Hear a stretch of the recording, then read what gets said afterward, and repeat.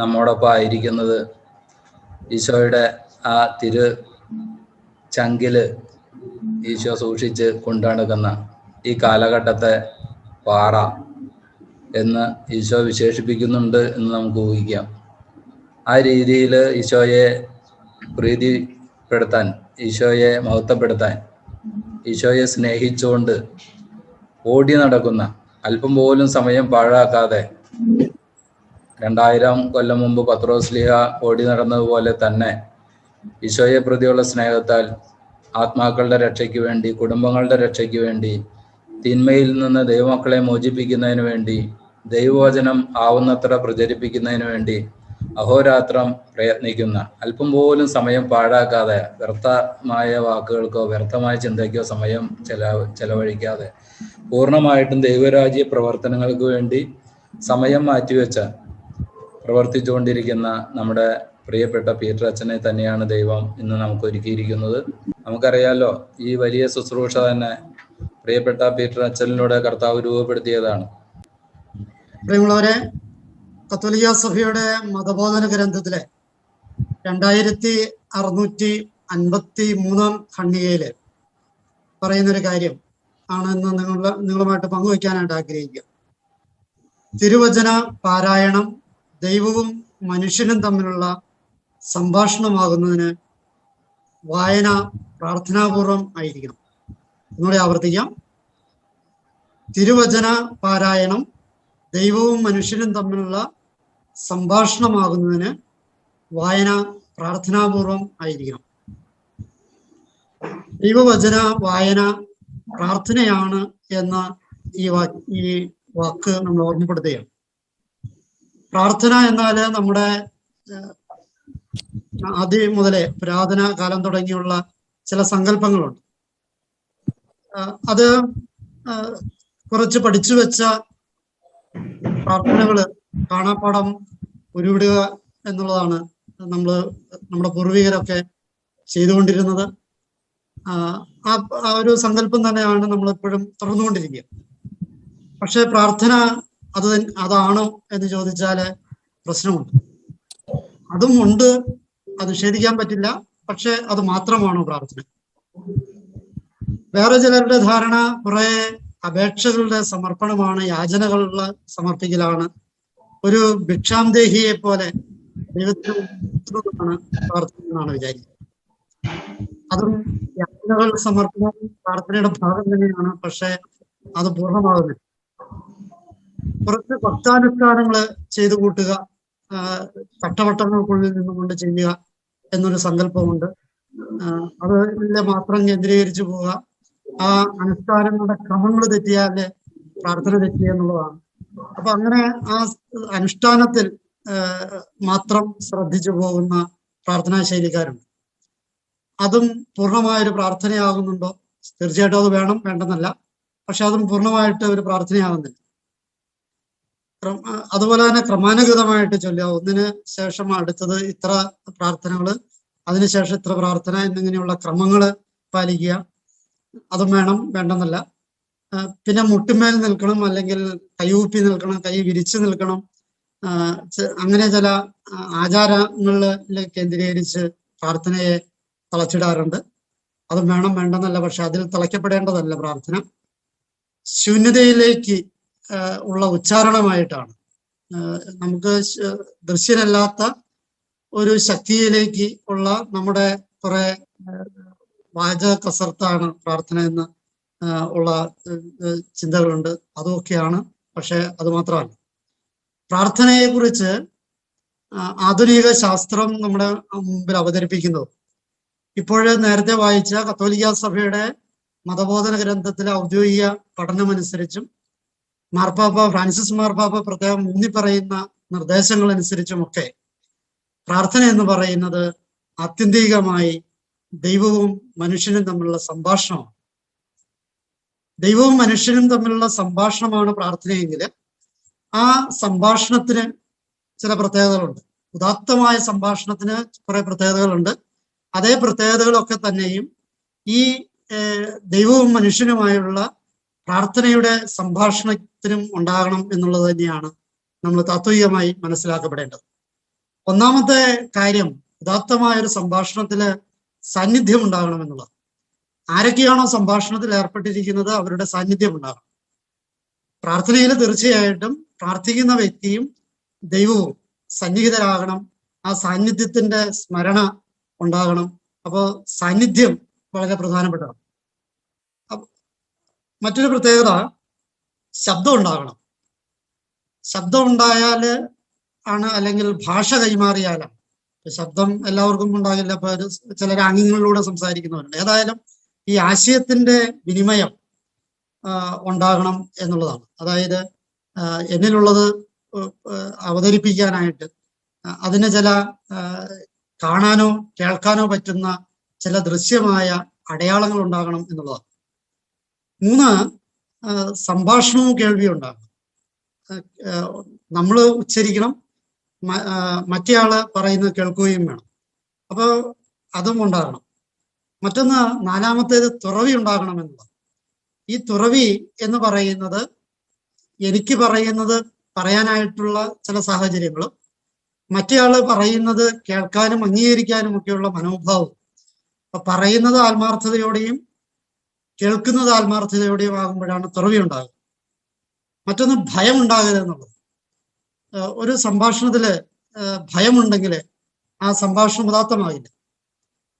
6-മത്തേത്, വിശ്വാസം ഉണ്ടാകണമെന്നുള്ള പരസ്പരമായ വിശ്വാസം ഉണ്ടായെങ്കിലേ സംഭാഷണം അതിൻ്റെ കൃത്യതയില് അല്ലെങ്കിൽ അതിൻ്റെ നിഷ്കളങ്കതയിലേക്ക് എത്താനായിട്ട് പറ്റുള്ളൂ.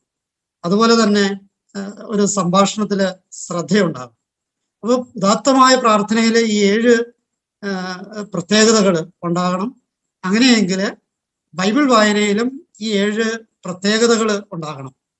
ബൈബിൾ വായിക്കുമ്പോൾ ഒന്നാമത്തെ, ഞാനും എൻ്റെ ദൈവവും കൂടിയാണ് ഇത് നടത്തുന്നത് എന്നൊരു ധാരണ വായിക്കുന്നയാളിൽ ഉണ്ടാകണം. 2-മത്തേത്, തീർച്ചയായിട്ടും ശബ്ദം ഉണ്ടാകണം. വേറെ നോക്കിയിരുന്നാൽ പോരാ, ബൈബിൾ വായനയില് ശബ്ദം പുറപ്പെടുവിക്കണം. അപ്പോഴാണ് ഈ കേൾവിയും സംഭാഷണവും, ഉച്ചാരണവും കേൾവിയും രണ്ടും ഉണ്ടാകുന്നത് അപ്പോഴാണ്. 4-മത്തേത്, ഈ വചനം വായനയിൽ തുറവി ഉണ്ടാകണം എന്നുള്ളത്. തുറവി എന്ന് പറയുമ്പോൾ സ്വാഭാവികമായിട്ടും ഈ വചനത്തെ ഉൾക്കൊള്ളാനും ആ വചനം കേൾപ്പിക്കാനുമുള്ള മനോഭാവം, അത് മറ്റുള്ളവരിലേക്ക് കേൾക്കാനായിട്ട് സൗകര്യം നമ്മുടെ ഈ സംവിധാനം ഒരുക്കി കൊടുത്തിട്ടുണ്ട്. അപ്പോൾ ആ സംഭാഷണവും കേൾവിയും ഉണ്ടാകണമെന്നുള്ള തുറവി ഉണ്ടാകണം. മറ്റൊന്ന്, ഭയം ഉണ്ടാകരുത്. നമ്മുടെ ബൈബിൾ വായനയിൽ പലപ്പോഴും നമുക്ക് ഉള്ള ഒരു പ്രധാനപ്പെട്ട കാര്യം ഭയമാണ്.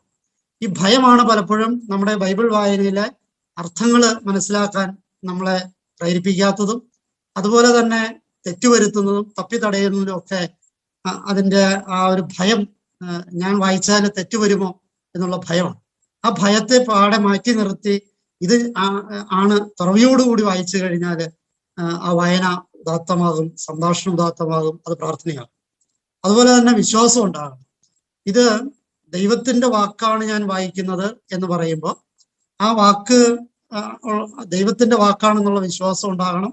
അത് ഞാൻ വായിക്കുമ്പോൾ അത് എൻ്റേത് കൂടിയാകുന്നു, ഞാൻ കേൾക്കുന്നു, ഞാൻ പറയുന്നു, എന്നിൽ തന്നെ ഇത് രണ്ടും സംഭവിക്കുക. ആ വിശ്വാസം ഉണ്ടായിരിക്കണം. അതുപോലെ തന്നെ ശ്രദ്ധയുണ്ടാകും. പല വിചാരങ്ങളോടുകൂടി സംഭാഷണത്തിൽ ഏർപ്പെടുത്താൻ പറ്റില്ല. ആരോടുമായിട്ടാണോ നമ്മൾ സംഭാഷണം നടത്തുന്നത് ആ വ്യക്തിയും നമ്മളും ആ വ്യക്തിയിൽ കേന്ദ്രീകരിച്ചായിരിക്കണം നമ്മുടെ വായന നടത്തേണ്ടത്. അപ്പം ബൈബിൾ പാരായണത്തില് ദൈവവും മനുഷ്യനുമായുള്ള സംഭാഷണമാണെങ്കിൽ ഉദാത്തമായ സംഭാഷണങ്ങൾക്കുള്ള ഈ 7 പ്രത്യേകതകളും ഉണ്ടാകണം. അതിന് നമ്മുടെ ഈ ഗ്രൂപ്പിലുള്ളവർ ഏറെക്കുറെ ശ്രദ്ധിക്കുന്നുണ്ട്. അതിന് ഞാൻ ദൈവത്തോട് നന്ദി പറയുന്നു, നിങ്ങളെ ഞാൻ അഭിനന്ദിക്കുകയും ചെയ്യും. ഉദാത്തമായ സംഭാഷണം ആണ് പ്രാർത്ഥന എന്ന് പറയുമ്പോൾ, ദൈവവും മനുഷ്യനും തമ്മിലുള്ള സംഭാഷണമാണ് പ്രാർത്ഥന എന്ന് പറയുമ്പോൾ, ഈ പ്രാർത്ഥനയ്ക്ക് ഏതൊരു ഉദാത്തമായ സംഭാഷണത്തിനും ചില അനന്തരഫലങ്ങളുണ്ട്. അത് ബൈബിൾ വായനയുടെ അനന്തരഫലമാണ്. ഒന്നാമത്തേത്, ആശ്വാസം ഉണ്ടാകും എന്നുള്ളതാണ്. ഒരു നല്ല മനുഷ്യനുമായി നമ്മൾ നന്നായിട്ട് സംഭാഷണം നടത്തി കഴിയുമ്പോൾ നമ്മുടെ മനസ്സിലെ ഭാരങ്ങൾ മാറി ഒരു ആശ്വാസം ലഭിക്കുന്ന ഒരു പ്രതീതി ഉണ്ടാകും. ബൈബിൾ വായനയിൽ നമുക്ക് ആശ്വാസം കണ്ടെത്താനായിട്ട് പറ്റണം. അത് നല്ല ബൈബിൾ വായനയുടെ ഒരു ഫലമാണ്. നമുക്കുള്ള പ്രശ്നങ്ങളിൽ നിന്ന് ഒരു ആശ്വാസം. നമുക്കറിയാം, ക്രിസ്തുവിന്റെ പ്രാർത്ഥനയിൽ ഗെത്സെമൻ പ്രാർത്ഥനയിൽ നമ്മൾ കാണുന്ന ഒരു കാര്യം, ദൈവവും ക്രിസ്തുവും തമ്മിലുള്ള പ്രാർത്ഥന അല്ലെങ്കിൽ സംഭാഷണം, അതിനെ തുടർന്ന് ഒരു മാലാഖ വന്ന് ആശ്വസിപ്പിച്ചു എന്നാണ് പറയും. അപ്പൊ ഈ ആശ്വാസം ബൈബിൾ വായനയുടെ ഒരു പ്രധാനപ്പെട്ട ഫലമാണ്. രണ്ടാമത്തേത് ആകുലതകൾ മാറലാണ്. ബൈബിൾ വായനയിൽ അതൊരു ഉദാത്തമായ പ്രാർത്ഥനയാകുമ്പോൾ നമ്മുടെ ആകുലതകൾ മാറിപ്പോകുന്നു. ഉദാത്തമല്ലാത്ത പ്രാർത്ഥനയാകുമ്പോൾ ആകുലത കയറുകയാണ് ചെയ്യുക. പക്ഷെ അത് പ്രാർത്ഥനയാകുമ്പോൾ, ബൈബിൾ വായന ഒരു പ്രാർത്ഥനയായിട്ട് മാറുമ്പോൾ ഉള്ള ആകുലതകൾ കൂടി ഇല്ലാതാവുകയാണ് ചെയ്യുക.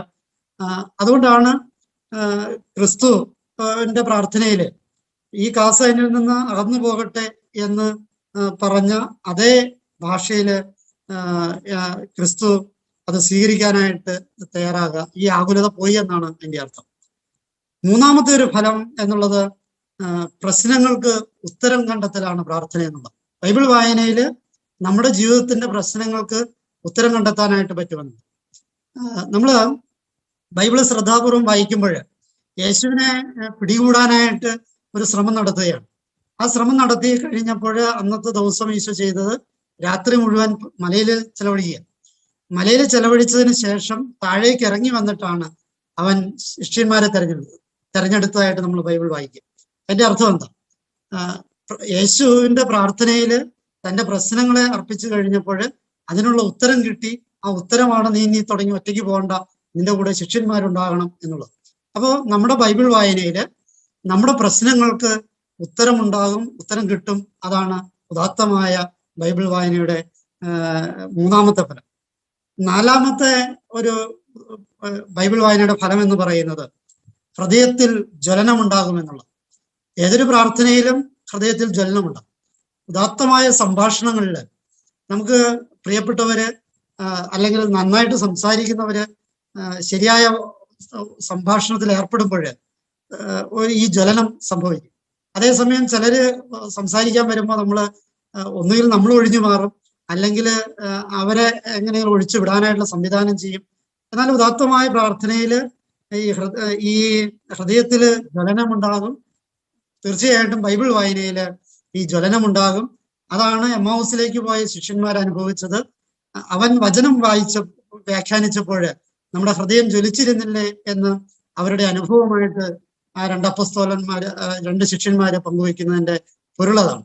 അപ്പോൾ ബൈബിൾ വായനയിൽ നമുക്ക് കിട്ടുന്ന വലിയ ഒരു ഫലം, നാലാമത്തെ ഒരു ഫലം എന്ന് പറയുന്നത് ഈ ഹൃദയത്തില് ജ്വലനമുണ്ടാകുമെന്നുള്ളത്. അഞ്ചാമത്തെ ഒരു ഫലം എന്ന് പറയുന്നത് പുതിയ ഉൾക്കാഴ്ചകൾ കിട്ടുമെന്നുള്ളത്. പുതിയ ഉൾക്കാഴ്ചകൾ കിട്ടണമെങ്കിൽ അത് ഉദാത്തമായ വായനയാകണം, അല്ലെങ്കിൽ ആ വായനയിൽ വലിയ ഉൾക്കാഴ്ചയൊന്നും കിട്ടില്ല. അത് നമുക്ക് നല്ല നിലത്ത് വിതയ്ക്കുന്ന വിത്തിന്റെ ഉപമയിൽ നിന്ന് അത് വളരെ കൃത്യമാണ്. വിത്ത് നല്ല സ്ഥലത്ത് വീണ് കഴിഞ്ഞപ്പോൾ അത് ഫലം പുറപ്പെടുവിച്ചതായിട്ട് ആ ക്രിസ്തു തന്റെ ഉപമയിൽ പറയുമ്പോൾ അത് ഉൾക്കാഴ്ചകളാണ്, മുന്നിലേക്ക് നയിക്കുന്ന പ്രേരക ശക്തികളാണ്. ഈ ഉൾക്കാഴ്ചകളാണ്, കാഴ്ചപ്പാടുകളാണ് നമുക്ക് ഉണ്ടാകുന്നത്. ബൈബിൾ വായനയിൽ ഈ പുതിയ ഉൾക്കാഴ്ചകൾ നമുക്ക് കിട്ടും. ആ വിത്ത് നമ്മുടെ ഹൃദയത്തില് വീണ് അത് മുളച്ച് വളർന്ന് ഫലമുണ്ടാക്കുകയും ചെയ്യും. ആറാമത്തെ ഫലം എന്ന് പറയുന്നത് വ്യക്തിയുടെ മാറ്റമാണ്, രൂപാന്തരീകരണമാണ്. ഒരു നല്ല വ്യക്തിയുമായിട്ട് നമ്മൾ നല്ല സംഭാഷണത്തിൽ ഏർപ്പെടുമ്പോൾ നമ്മിൽ സ്നേഹം ജ്വലിക്കാൻ തുടങ്ങും. അതേസമയം ഒരു ശത്രുവിനോട് നമ്മൾ സംസാരിക്കുമ്പോൾ നമ്മളിൽ ശത്രുതയാണ് വളരെ. അപ്പൊ നല്ല സംഭാഷണം ആണെങ്കിൽ നമ്മുടെ വ്യക്തിത്വത്തിൽ മാറ്റം ഉണ്ടാകും. നല്ലതല്ലാത്ത സംഭാഷണമാണെങ്കിൽ പോലും വ്യക്തിത്വത്തിൽ മാറ്റം ഉണ്ടാകും. അങ്ങനെയെങ്കിൽ നല്ല സംഭാഷണത്തിൽ നല്ല മാറ്റം ഉണ്ടാകും. അത് പ്രതീകാത്മകമായിട്ട് നോക്കുമ്പോൾ രൂപാന്തരീകരണം എന്ന് വേണമെങ്കിൽ പറയും. ചില മനുഷ്യരുടെയൊക്കെ മുഖം കാണുമ്പോൾ നമ്മൾ പറയും അത് ഭംഗിയുള്ള മുഖം ആണ് എന്ന് പറയും. ചിലരുടെ മുഖം കാണുമ്പോൾ നമ്മൾ പറയും ഒരു ദൈവഭാവമുള്ള അല്ലെങ്കിൽ ഒരു ചൈതന്യമുള്ള മുഖമാണ്. ആ ഭംഗിയുള്ള മുഖങ്ങൾക്ക് ചൈതന്യം ഉണ്ടാകണമെന്നില്ല, ചൈതന്യമുള്ള മുഖങ്ങൾക്ക് ഭംഗിയും ഉണ്ടാകണമെന്നില്ല. ചൈതന്യം വേറെ, ഭംഗി വേറെ. അതുകൊണ്ടാണ് പലപ്പോഴും നമ്മൾ ശ്രദ്ധിച്ചാൽ മനസ്സിലാകും, ഒരു വൈദിക വേഷമല്ലാതെ മറ്റു വേഷമിട്ട് നമ്മുടെ മുമ്പിൽ വന്നാലും അതൊരു വൈദികനാണ് എന്ന് നമ്മൾ മറ്റൊരു മുഖവരയില്ലാതെ നമുക്ക് മനസ്സിലാവും, അല്ലെങ്കിൽ നമുക്ക് തോന്നിപ്പിക്കും. അത് ഈ രൂപാന്തരീകരണം, വചന വായനയിൽ ഉണ്ടാകുന്ന രൂപാന്തരീകരണമാണ്. താബോർ മലയിൽ വെച്ച് ഈശോയിൽ സംഭവിച്ച ഇത് ഈ രൂപാന്തരീകരണമാണ്. അപ്പോൾ വചനം വായിക്കുന്നവനില് ഒരു തേജസ്, ഒരു ദൈവിക ചൈതന്യം നിറയുകയും അവന്റെ വ്യക്തിത്വവും അവന്റെ രൂപവും അവന്റെ ഭാവവും ഒക്കെ മാറുകയും ചെയ്യും. അപ്പൊ ഒരു സമൂലമായ മാറ്റം അവന്റെ ശരീരത്തിലും മനസ്സിലും ആത്മാവിലും മുഖത്തും ഒക്കെ ഉണ്ടാകും എന്നുള്ളതാണ്. അതിനെയാണ് നമ്മൾ താബോർ മലയിലെ രൂപാന്തരീകരണത്തിലൂടെ കാണുക. വചനം വായിക്കുമ്പോൾ ഈ രൂപാന്തരീകരണത്തിന്റെ അംശങ്ങൾ, അത് ക്രിസ്തുവിനുണ്ടായ അത്ര ഉദാത്തമായ അനുഭവം നമുക്ക് വന്നില്ലെങ്കിലും നമ്മളെ ഈ കുറെ നാള് നമ്മൾ ഈ വചനം വായിക്കുമ്പോൾ നമ്മുടെ മുഖത്തിനും ഉണ്ടാകും ഒരു തേജസ്, ഒരു ചൈതന്യം, നമ്മുടെ ആത്മാവിലുണ്ടാകും, നമ്മുടെ മനസ്സിലുണ്ടാകും. ചുരുക്കി പറഞ്ഞാല് ഈ രൂപാന്തരീകരണം, ആറാമത്തെ ഫലമായ ഈ രൂപാന്തരീകരണം നമ്മൾ സംഭവിക്കും. ഏഴാമത്തെ ഭാവം എന്ന് പറയുന്ന ഒരു ഫലം, പ്രാർത്ഥനയുടെ ഫലവും ഒപ്പം ബൈബിൾ വായനയുടെ ഫലവും, അത് ക്ഷമിക്കലും പൊറുക്കലും. ക്ഷമ ഇല്ലാത്തവരാണ് നമ്മൾ. പൊതുവെ നമുക്ക് പെട്ടെന്ന് ദേഷ്യം വരുന്നു, അല്ലെങ്കിൽ ആ ദേഷ്യം നമ്മൾ വെച്ചുകൊണ്ടിരിക്കുന്നു.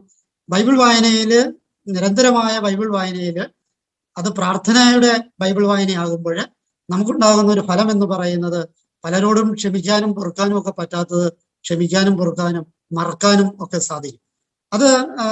അതുകൊണ്ടാണ് ക്രിസ്തുവിന്റെ വചനം തന്നെ നമ്മൾ പഠിപ്പിക്കുക.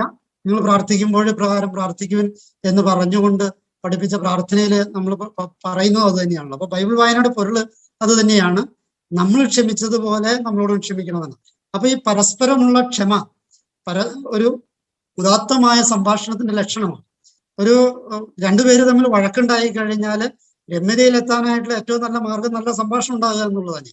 അത് ഭാര്യാഭർത്തൃ ബന്ധത്തിലായാലും അയൽവക്കക്കാർ തമ്മിലുള്ള ബന്ധത്തിലായാലും ദൈവവും മനുഷ്യനും തമ്മിലുള്ള ബന്ധത്തിലായാലും ഈ ഉദാത്തമായ സംഭാഷണം നടക്കുമ്പോൾ, പ്രാർത്ഥന നടക്കുമ്പോൾ, ഉദാത്തമായ വചനവായന നടക്കുമ്പോൾ ഈ ക്ഷമയും പൊറുക്കലും ഒക്കെ നമ്മൾ നടക്കും. അതുകൊണ്ടാണ് ഈ പ്രാർത്ഥനയിൽ ഏറ്റവും വലിയ പ്രാർത്ഥന എന്നറിയപ്പെടുന്ന വിശുദ്ധ ബലിയർപ്പണത്തിന് മുമ്പ് ക്ഷമിച്ചിട്ട് വേണം വന്ന് ബലിയർപ്പിക്കാൻ. വളരെ സൂക്ഷ്മതയോടെ ശ്രദ്ധിച്ചാൽ ഒരു തമാശയുണ്ട്. എത്ര പാപികളോടും എത്ര കൊള്ളരുതാത്തവരോടും കൂട്ടുകൂടിയവനാ ക്രിസ്തു. പക്ഷെ ഒരേ ഒരു കൂട്ടരോട് മാത്രമേ നീ എന്ന് പറഞ്ഞുള്ളൂ. അത് പോവാൻ പറഞ്ഞത് ക്ഷമിക്കാത്തവരോടാണ്. നീ പോയി രമ്യതപ്പെട്ടിട്ട് വന്ന് ബലിയർപ്പിക്കാനാവും.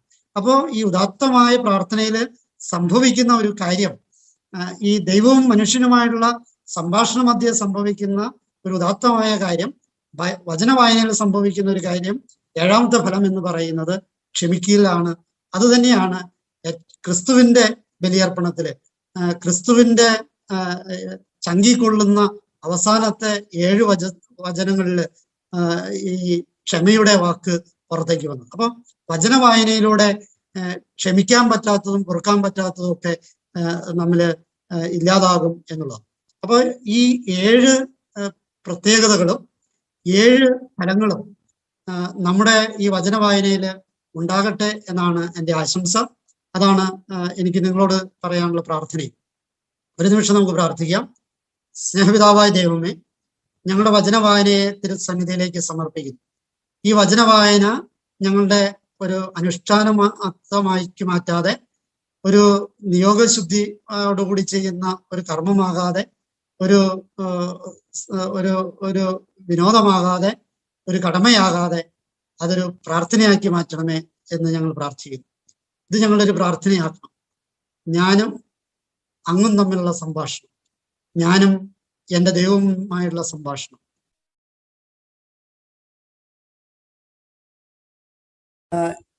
എനിക്കുണ്ടാകട്ടെ എന്നാണ് നമുക്ക് പ്രാർത്ഥിക്കേണ്ടത്. കാരുണ്യവാനായ കർത്താവെ, വായിക്കുന്ന ഓരോ മനുഷ്യരിലും ഈ പ്രാർത്ഥനയുടെ ഭാവങ്ങൾ ഉണ്ടാകട്ടെ, ഉദാത്തമായ അനുഭവങ്ങൾ ഉണ്ടാകട്ടെ, അതിൻ്റെ ഫലങ്ങൾ ഉണ്ടാകട്ടെ എന്ന് പ്രാർത്ഥിക്കുന്നു. നമ്മുടെ കർത്താവ് ഈശോ മിശിഹായുടെ കൃപയും പിതാവായ ദൈവത്തിന്റെ സ്നേഹവും പരിശുദ്ധാത്മാവിന്റെ സഹവാസവും വചനവായനയിൽ ഏർപ്പെട്ടിരിക്കുന്ന എല്ലാവരിലും ഇതൊരു പ്രാർത്ഥനാനുഭവം ഇപ്പോഴും എപ്പോഴും എന്നേക്കും ഈശോ മിശിഹായ്ക്ക് സ്തുതിയായിരിക്കട്ടെ.